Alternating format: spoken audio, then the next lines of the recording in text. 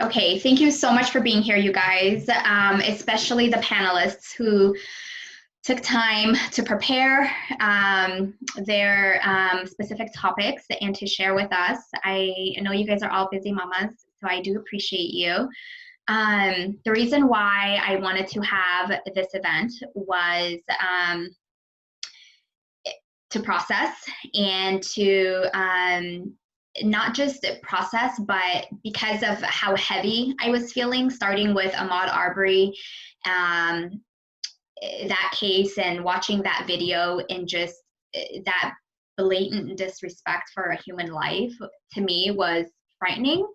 And I didn't know how to process that. And I didn't know if I should be afraid or if I should be angry, which I was all of the above. And then shortly after that, the George Floyd case came about. And again, it just was like one thing over the other. And there was just something different about these cases that made me feel a way that I've never felt before. Starting with fear, somebody who lives in a predominantly white American neighborhood, someone who has a Black husband, Black son, not really knowing how to navigate everything that I was feeling. And I know that this is something that we're all feeling collectively as a community of women, of moms. And for me, like, one of the biggest things is when I'm feeling afraid or feeling anxious about something, I jump to action. So I believe that action is something that can help dissipate fear and anxiety. And so I wanted to know what I can do and what I should do. And to me, this was the best thing that I could really come up with, is to get our community of moms together and to equip us with information that we need, equip us with the historical context that is so important and I think missing in our community, and then also educate us on the things that we can do, the actions and steps that we can take to help make a difference. And then also, how do we protect ourselves, our mental health, our well-being, our family's well-being. So yeah, we have an amazing panel of women who can speak to each of those topics and categories. So I'm really thankful to you ladies for being here. The goal is, like I said, to help educate us, to equip us with the tools that we need to navigate through this climate, not just for ourselves, but for our kids and our families. And then also help equip us with the information that we need to help make a change. And what that looks like. And I believe it's something that we can do collectively as a community of moms. And as we continue to create this space where we can continue to have these conversations, I don't think it's going to be a one-time conversation in this 2-hour block that we have today. It's going to have to be ongoing. And I think today's a first step towards that. So I'm really grateful for all of you for being here. I'm going to go ahead and introduce all of our panelists. And just kind of let you know what they're covering today. So we have Aberham, who she has a background in social work and currently working in as a corporate pharmaceutical rep. And she'll be discussing the historical content or context of the African American plight and how that relates to us as Habesha people. And followed by Ababa will be Almaz, who'll be talking about empathy and what that means, what that looks like. And Almaz is also a social worker who works as a family support therapist. And let me make sure I have the right order here. Then we'll be talking with Deborah, who is sorry, Deborah. She's a licensed psychologist, right, Deborah? Sorry, I don't want to mess that up.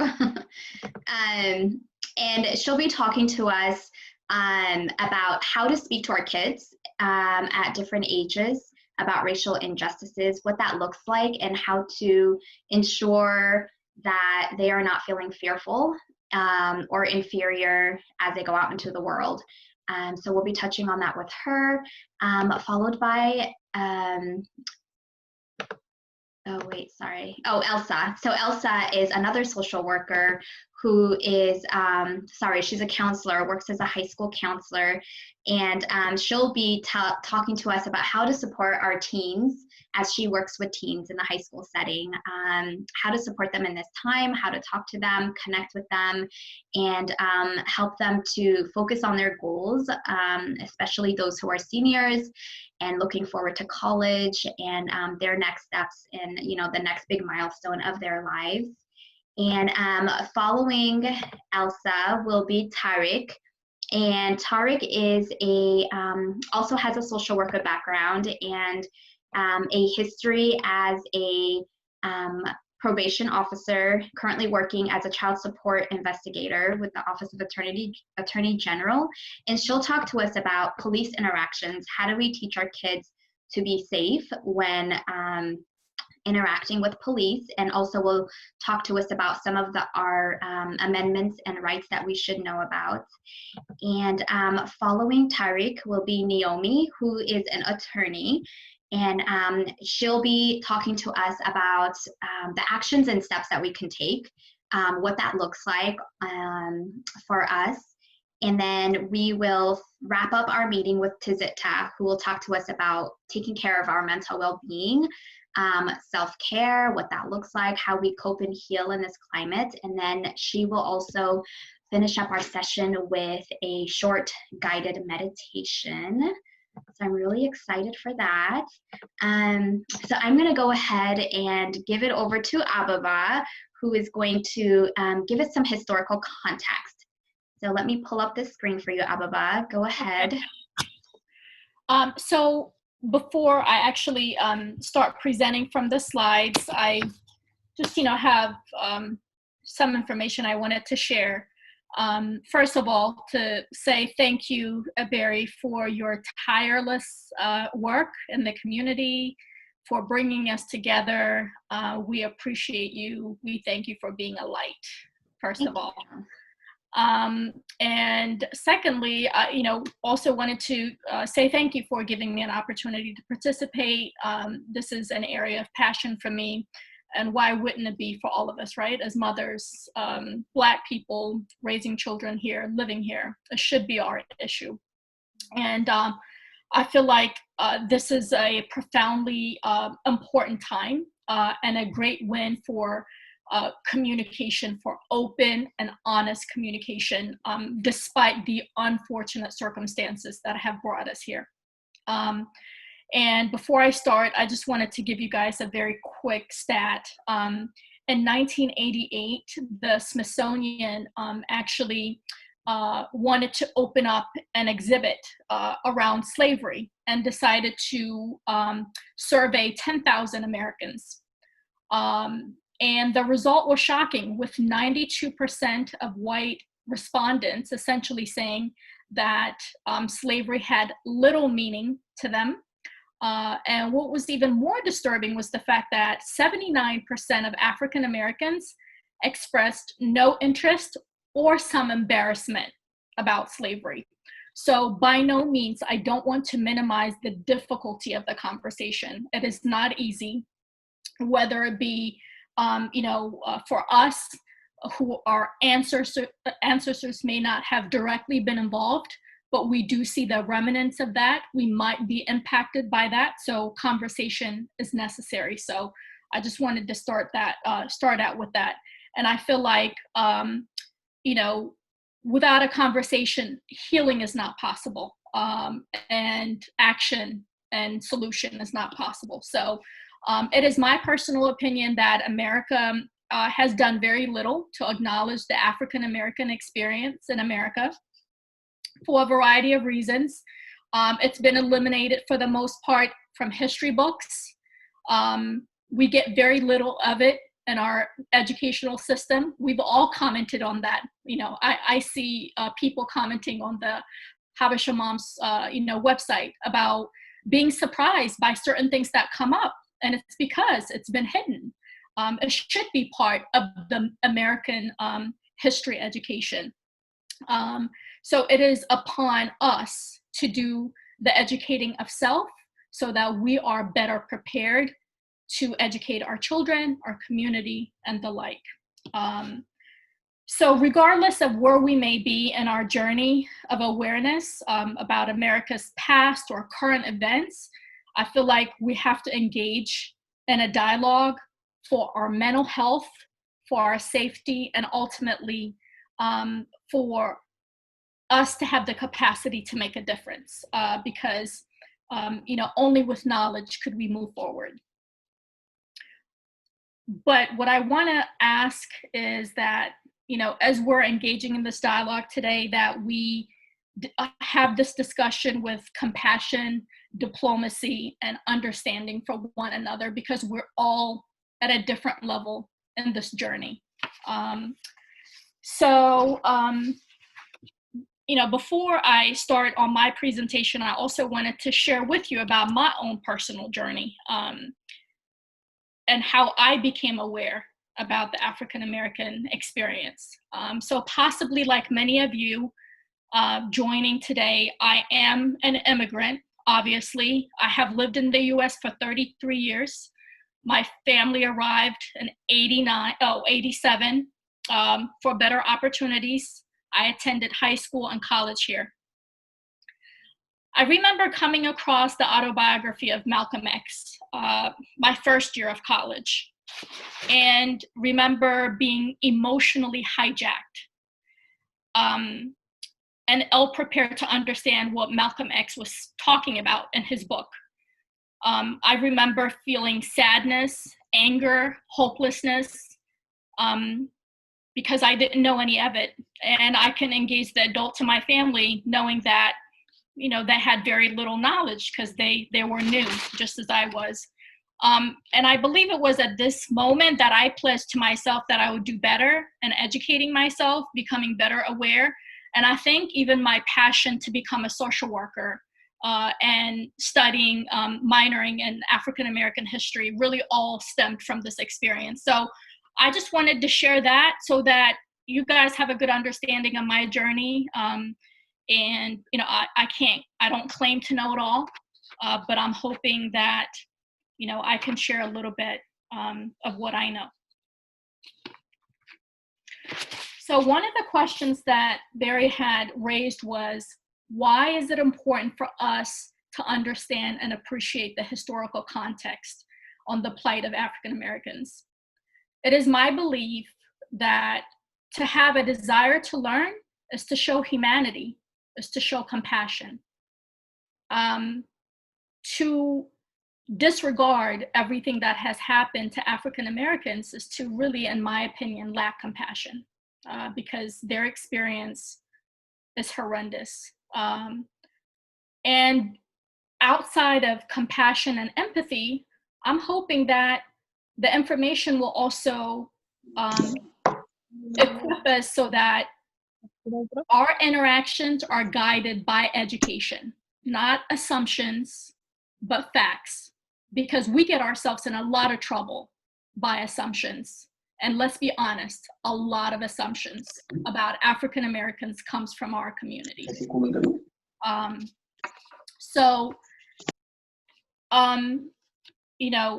Depending on what you know, African Americans did endure, again, slavery, lynching, Jim Crow. As a result, us as people of color have benefited from that because we come to this country to pursue our American dream and the privileges that comes with it without having to endure the pain, the anxiety, and fear that they had to experience. I think it's about time that we stop freeloading and play part. We can't take this assumption that it's somebody else's problem, because again, if you have not been impacted already, you may soon be impacted. You don't want to be emotionally hijacked. You want to be well prepared to know where somebody's interaction towards you may be coming from. And all of it, in my opinion, really stems from the historical legacy of the United States. So we can go into the slides.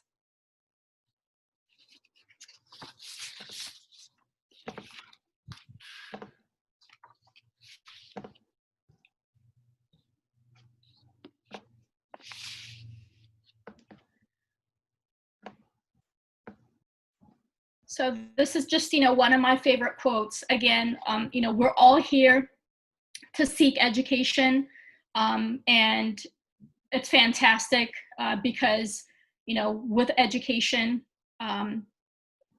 maybe we may not individually have the capacity to change the world, but if we change our households, if we change the conversation with our friends, our family, I think we've done a great deal. And that's what I'm hoping that this knowledge will serve as. Slide 2. Next. These are the individuals, maybe not, a full compilation, but something I found online of all the African-American men and women that have perished in the hands of police officers. So for us to understand why this is happening, I think it's important to understand how we got here. I've also, next slide. And it's the, unfortunate recent event, as you mentioned, Barry, the disregard for human life and the fact that we all witnessed, shockingly, George Floyd being killed in broad daylight, that really sent chills. I know it did for me. I couldn't sleep, I couldn't eat for days. I had to help my children process what happened. I can't say I had all the answers, but it was horrific. We're still being impacted. So for our agenda, next, I'm going to do my best. And again, please forgive me. It is impossible to cover all the historical context in 20 minutes, but I will do my best at least to shed some light in, some of the events that have happened during slavery, emancipation, Reconstruction, Jim Crow, the civil rights, and post-civil rights. Next slide. So this essentially is giving us a demonstration of how many Africans were looted from Africa. So in the earlier 15th and 16th century, about 2,000 Africans were being brought into the United States every year. Then that moved up to 20,000 every year in the 17th, and then 55,000 in the 18th century. So all in all, 12 million Africans were brought to the Americas for the sole purpose of slavery. Another 4 million, unfortunately, died in transit because the conditions were horrific. Next slide. These are the, number one, the countries in Africa that were impacted. I hear a lot of comments about the pride that we express about not being in this mix. But really, when you look at the reality of Africa right now, I feel like partly our situation as Africans is also partly impacted by the loss of so many lives, of so many capable people that were imported from Africa to Europe and the United States. So this is kind of just, a brief visual of how many people were transported. 4.5 million into the West Indies, 5 million into South America, and the likes. Next slide. Again, this is just showing the deplorable condition that slaves were transported in. They were treated, like crops, animals, no regard for life, and I feel like some of that element, we see it today in, our police interactions and whatnot. So next slide. Their experiences clearly were brutal. It was forced labor. They did not come here by choice. And this picture can't even really begin to grasp all of the horrific experiences that they went through. So that's why it's important for all of us to really do the due diligence to educate ourselves. This is my attempt of really exposing you to very brief history of slavery and what occurred then. Next slide. Again, the sole reason for slavery was economics. Slaves were used to produce tobacco, cotton, and sugar. And as a result,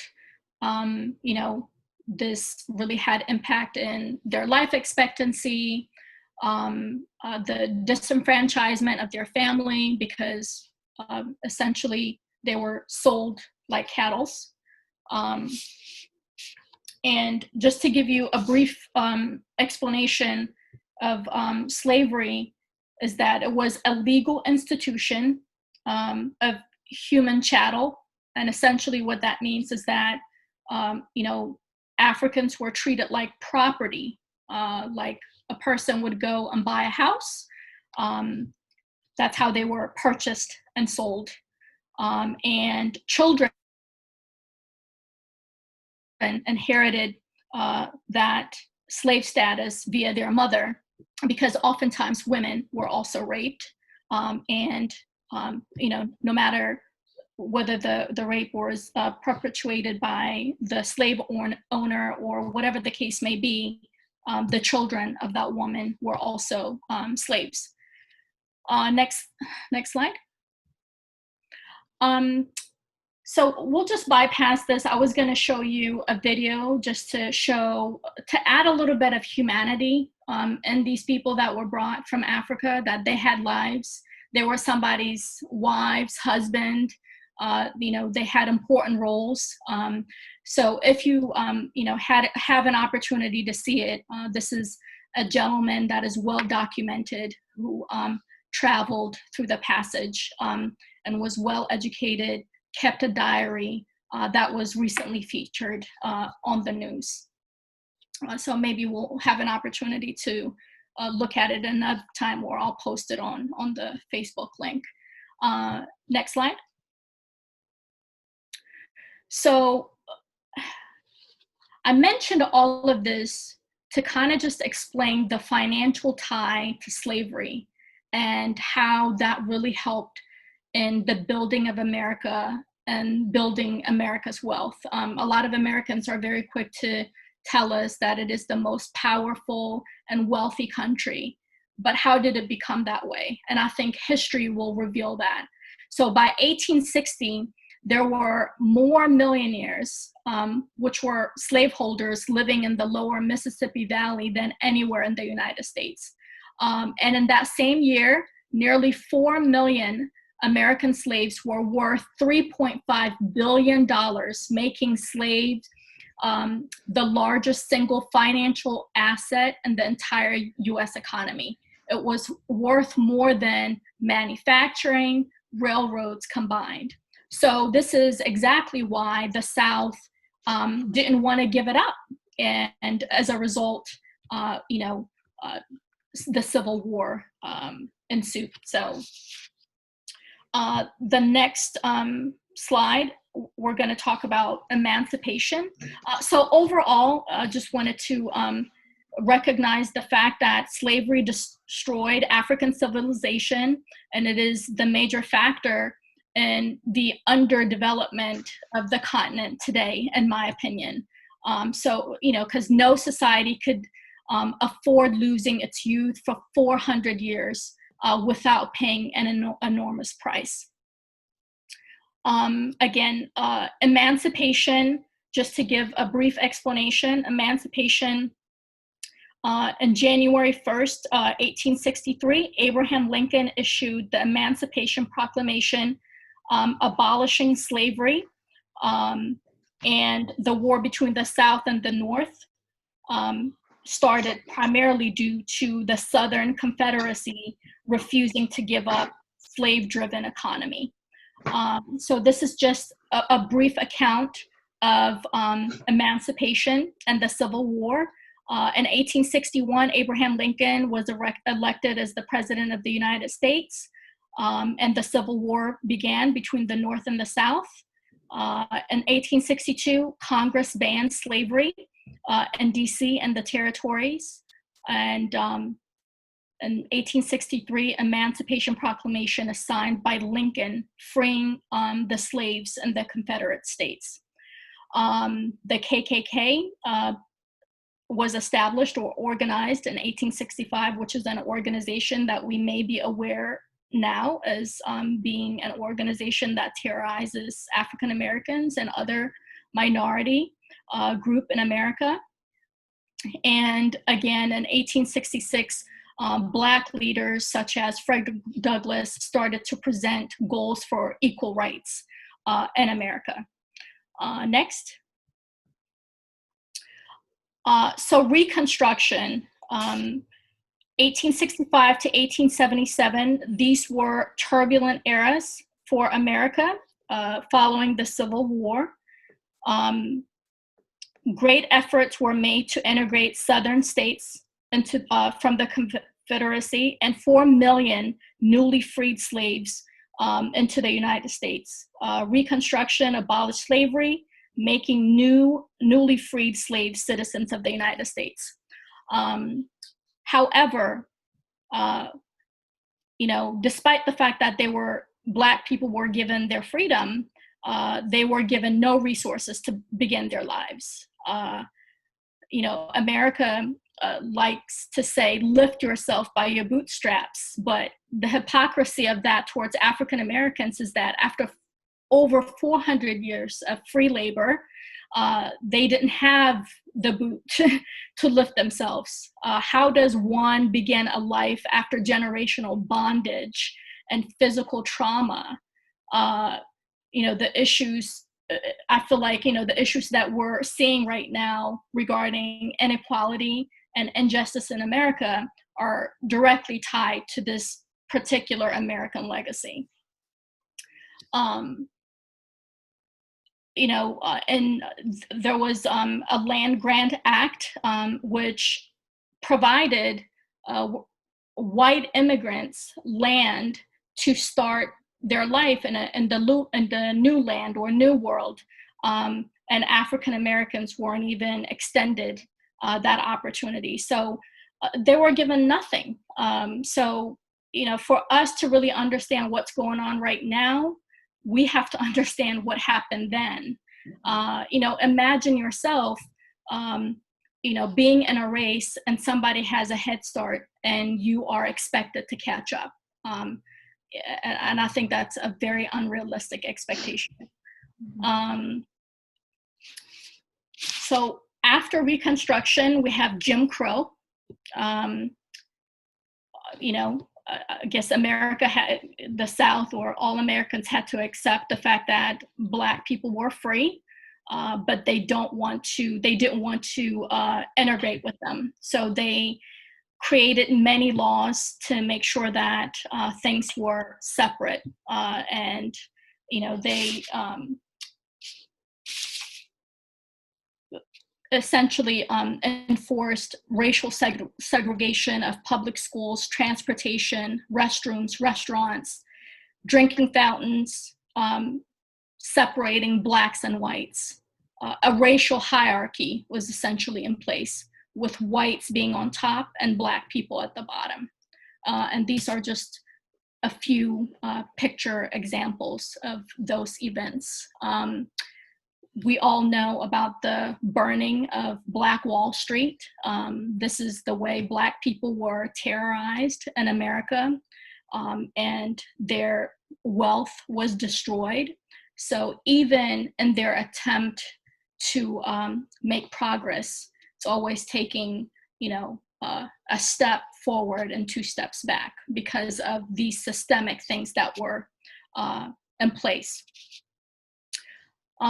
Again, just a few pictures that I added to demonstrate white supremacy and terrorism in America. I'm sure you guys have heard about the bombing of these 4 of the church in Alabama.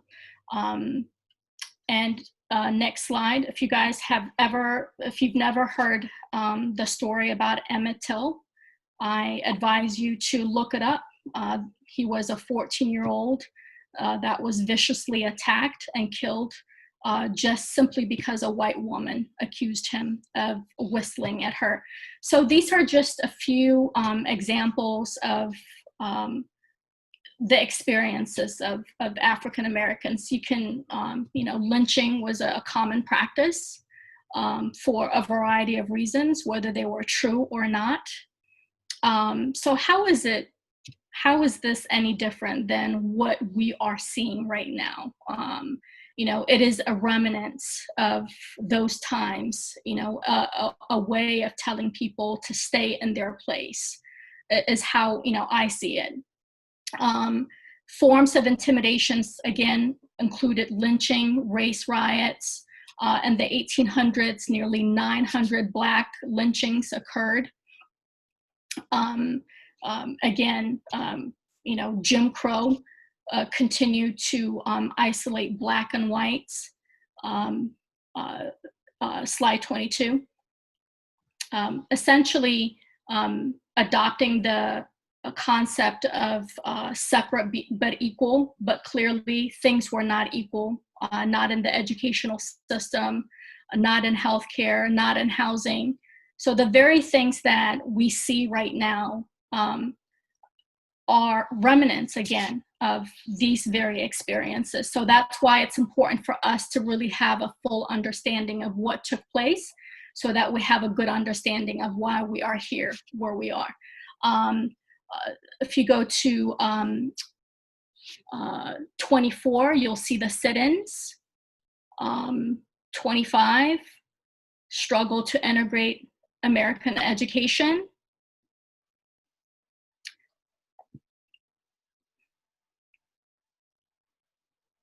27,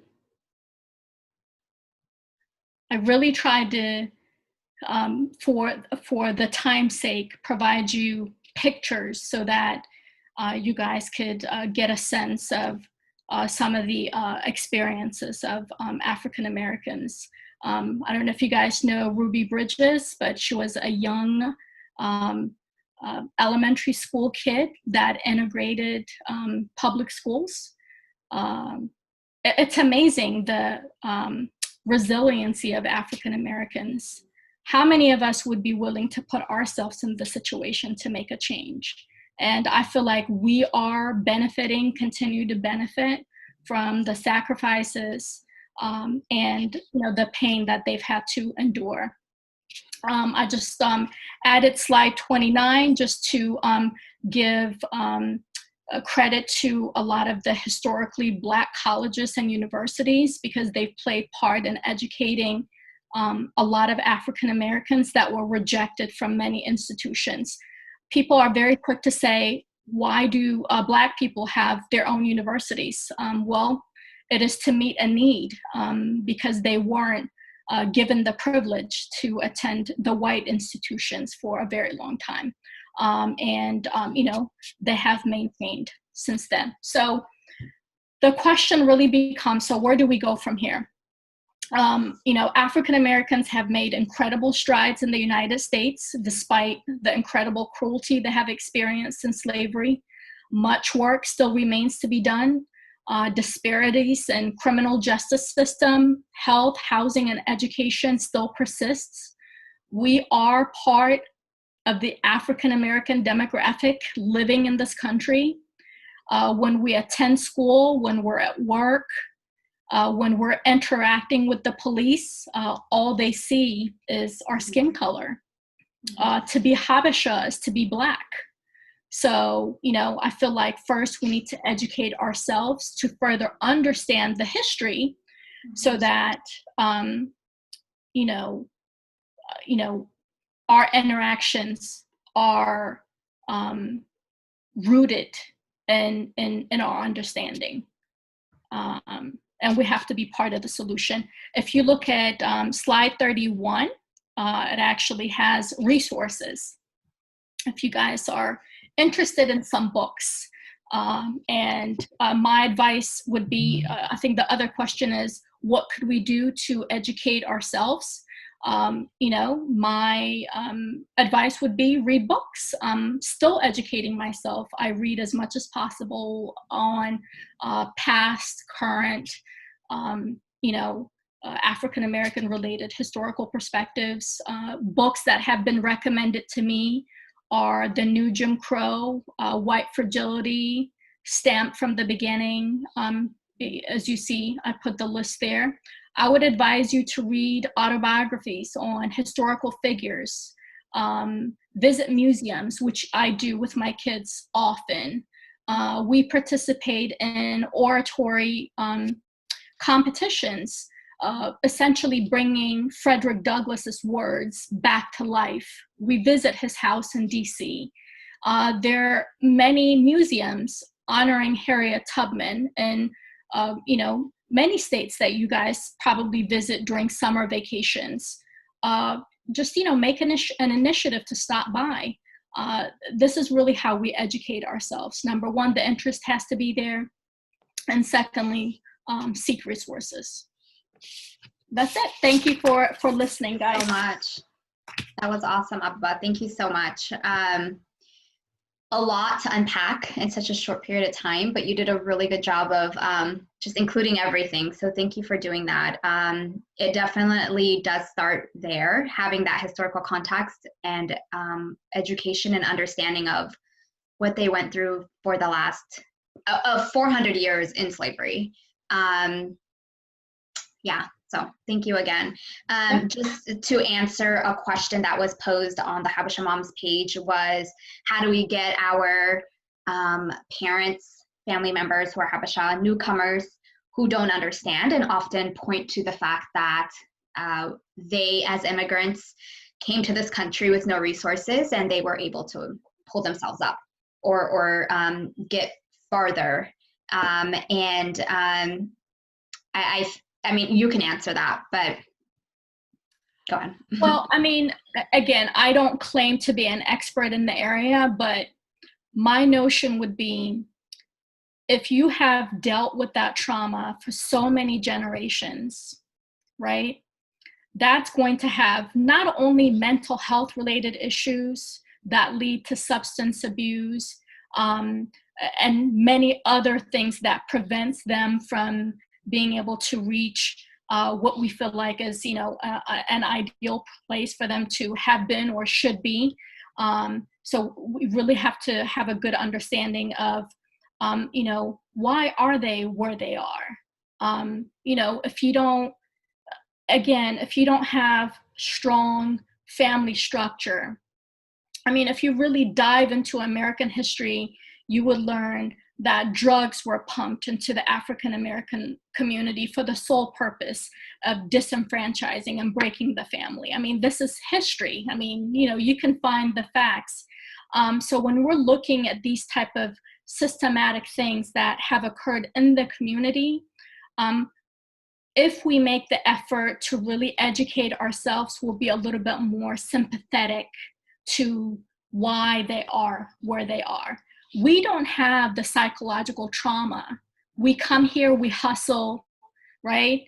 Because we don't have that weight that we have to carry with us.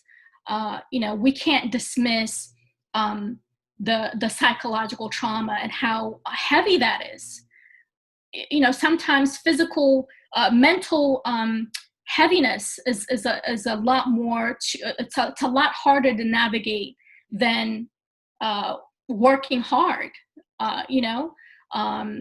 so I feel like that's really how I can explain it. It's the issue that's in the African American community is generational. I saw it as a social worker. I mean, I've had children, I've had mothers, grandmothers that were in the social welfare system for a variety of reasons. How do you break out of that? So I just feel like the more we know, the more compassionate we'll become and maybe less judgmental. And I say that with the knowledge that I came here as an immigrant. I didn't have the language. I went to school. I was able to get my education, but I still have empathy. I still understand why they are where they are. I don't have to carry that psychological trauma that they have too. Right. And To that, yeah. Yeah, definitely. And to speak to that too, I was just saying this to a friend the other day that this week, I think more so last week, feeling just being consumed with so much on social media, I felt numb and I felt like I couldn't focus. I was having a hard time being productive in my day. My mind was consumed with what was happening. I was afraid. There was just so much going on. And that was just in 1 week period of consuming that. Right. And so for me, I had to stop and think like, oh my gosh, like I had that moment where I could totally empathize with where they were as African Americans, because like you said, it's generational, and 400 years of enduring that type of pain, physical and mental, it just blew me away, because here I am in just 1 week period of consuming this. I felt that way. So it just kind of like, it made sense in that way to just say, wow, I can't imagine. This is, yeah. And I think that's the beginning of empathy. So imagine having to endure that day in and day out, whether it be through microaggression, right? Your interactions with the police. Unfortunately, for a lot of African American boys, it starts out, when they're 13 and 14. I mean, they're looked at like they're adults. Disregard even in the school, people giving up on you and not really looking at you for your potential. So that's a lot of burden to carry. Yeah, you're absolutely right. Thank you so much, Ababa.